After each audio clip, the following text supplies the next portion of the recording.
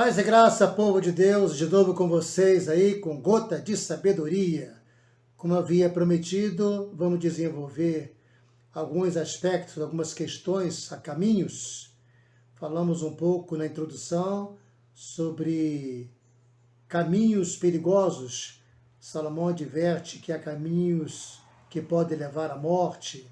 Aparentemente são bons, mas podem nos levar à destruição.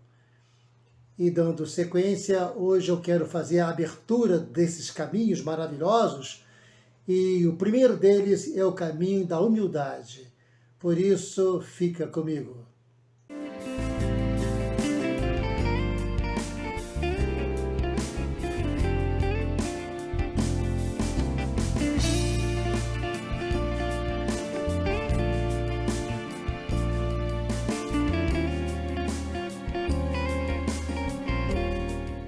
Se a gente for consultar o dicionário, uma das definições do dicionário é que humildade é ausência completa de orgulho, rebaixamento voluntário por um sentimento de fraqueza ou respeito.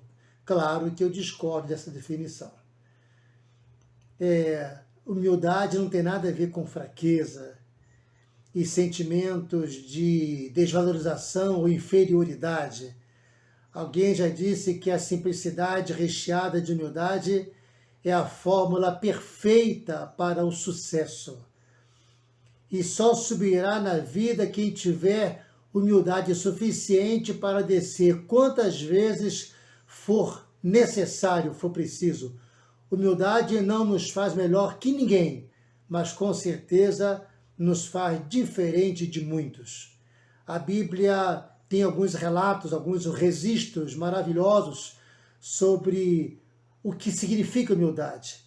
Todo aquele que a si mesmo se exalta será humilhado, e todo aquele que a si mesmo se humilhar será exaltado. Está lá em Mateus 23, 12. É Deus quem julga. Ele humilha a um e exalta a quem ele quiser. Salmos 75, 7 fala isso. Humilhe-se diante do Senhor, e ele o exaltará. Tiago 4, 10 fala também. Salva os que são humildes, mas humilha os de olhos altivos. Salmo 18, 27. Nós podemos observar que a palavra de Deus traz reforço, potencializa essas questões da humildade, e é a Bíblia, a palavra de Deus, que exalta o humilde e abate aquele que é soberbo. Se o orgulho é a raiz que alimenta todos os outros pecados, a humildade, ao contrário, é a raiz, é a fonte que alimenta todas as outras virtudes. É interessante que, se a gente for retornar ao início de todas as coisas, a rebelião que aconteceu lá no céu, a gente vai observar que Satanás, Lúcifer, ele era ungido da guarda de Deus, no trono de Deus, e desejou, por causa do orgulho, a soberba, desejou o lugar de Deus, o trono de Deus. A gente conhece as consequências, foi expulso do céu com o terço dos anjos, e com isso é fácil concluir que o orgulho, qualquer sentimento de orgulho aqui na Terra, esse orgulho alimenta todos os outros pecados. Se for observar o que Paulo fala lá no capítulo 5 de Gálatas, 16 e diante, Paulo primeiro adverte para que andemos no Espírito, vivendo no Espírito, e de modo nenhum satisfaremos o desejo da carne, porque a carne deseja o que é contrário ao Espírito, o orgulho, e o Espírito que é contrário à carne. Esses estão em conflito, diametralmente opostos um ao outro, o tempo todo, de modo que Paulo fala, a gente acaba não fazendo aquilo que desejamos, mas se formos guiados pelo Espírito, não estamos debaixo da lei.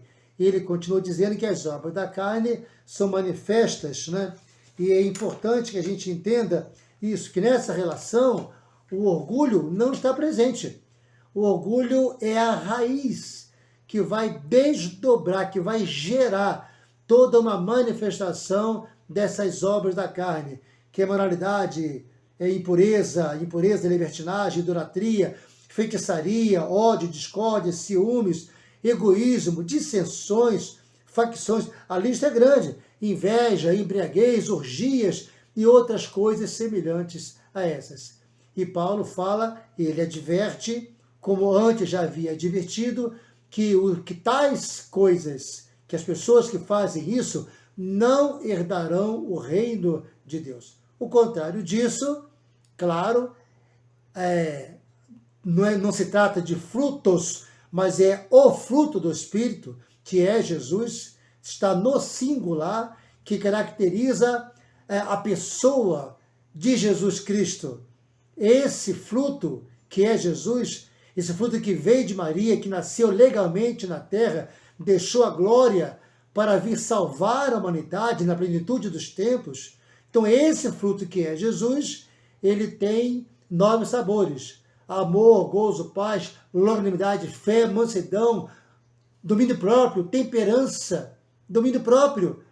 Também a gente observa que nessa relação, nesses sabores, não está incluída a palavra humildade, porque a humildade é a base, é a raiz, é aquilo que vai gerar esses sabores desse fruto do Espírito, essas virtudes. É fácil de entender quando Jesus fala lá em Mateus 11, vem a mim todos que estão cansados, sobrecarregados, e eu lhes darei descanso. Tomem sobre vós o meu jugo e aprendam de mim, que sou manso e humilde de coração. Humilde de coração. E vocês vão encontrar descanso para a alma, porque o meu jugo é suave e meu fardo é leve. A humildade, ela é responsável, nos garante descanso para a alma. A exemplo disso, a gente vê lá em Apocalipse 3,17, a igreja de Laodiceia, que foi a única, inclusive, que não teve nenhum elogio, nenhuma consideração por parte de Deus, nenhum elogio. Tudo que ela fez foi reprovável, contrário àquilo que Deus esperava dela. E ela fala, estou rico, adquiri riquezas, não preciso de mais nada. E Jesus fala, não reconhece, porém, que és miserável, digna de compaixão, pobre, cega e está nua. Pessoas que não podem ser abençoadas, geralmente são pessoas que estão impregnadas de orgulho, fardos de orgulho, ao contrário daquelas que são humildes, que são abençoadas.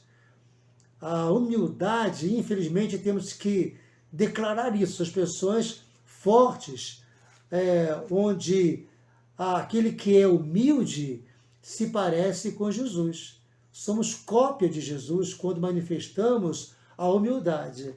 Mas o contrário disso, o orgulho, nós nos parecemos com Satanás. Lembramos Satanás. Eu acho que isso aí é grave. Quando o orgulho é manifestado, Deus com certeza olha e aviva na mente dele, se é que podemos dizer assim, a expressão e o reboliço, o motinho lá no céu. Por isso, não queira se parecer com Satanás manifestando soberba, orgulho, prepotência. Essas expressões poderiam até separar um pouco mais algumas expressões de conceito, saber lidar com a derrota não é nenhum fracasso, ao contrário, é ser humilde. A humildade não é fraqueza, hipótese alguma, ao contrário, ela esconde a força.